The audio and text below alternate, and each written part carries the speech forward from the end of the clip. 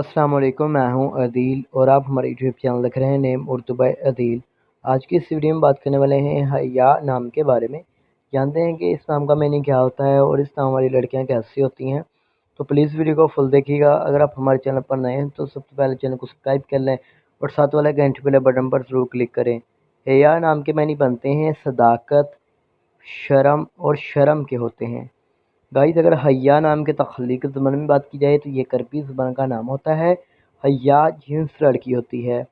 हया नाम का लकी नंबर 3 माना जाता है और हया नाम का मज़ाहिब मुस्लिम होता है। अगर हया नाम के हम नंबर्स के बारे में बात करें तो 5, 7 और 8 होते हैं।